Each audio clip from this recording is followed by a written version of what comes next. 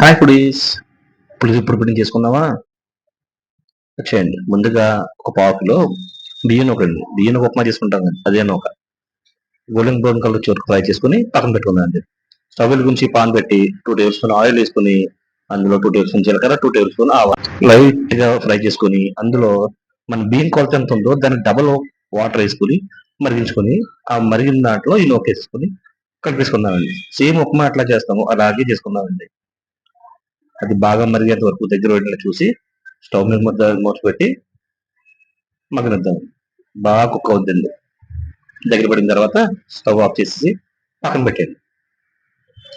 పక్కన పెట్టిన తర్వాత దాంట్లో కొంచెం ఆయిల్ వేసి కలుపుకుందాం. మరి ముద్దగా అవ్వకుండా పొడి పొడిగా ఉండడానికండి. ఉండి చల్లారింది బాగా. దాంట్లో కొంచెం ఆయిల్ వేసుకుందామండి ముద్ద పడకుండా. దాంట్లో ఒక 4 పచ్చిమిర్చి, 2 కరివేపాకు రబ్బలు, ఒక టేబుల్ స్పూన్ పసుపు వేసి బాగా కలుపుకోండి. పులిహోర పోపు ఎలా కలుపుకుంటాం సేమ్ అట్లాగే కలుపుకోవాలండి. పసుపు అంతా పట్టిన తర్వాత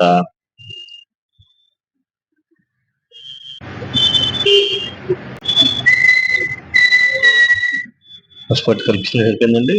సరిపోయిందండి. ఇప్పుడు స్టవ్ ఆన్ చేసుకుని చిన్న బౌల్ పెట్టుకుని కొంచెం ఆయిల్ వేసుకొని దాంట్లో జీలకర్ర, ఆవాలు, కొంచెం మెంతులేసి ఫ్రై చేసి దాంట్లో పక్కన పెట్టుకున్నాం. తర్వాత వేరుశనగ గుళ్ళు, జీడిపప్పు, ఎండుమిరపకాయలు, కొంచెం ఇంగు వేసి పోపు వేసుకొని కలిపేసుకోవడమేనండి. మంచి టేస్టీగా ఉంటుందండి. ట్రై చేయండి.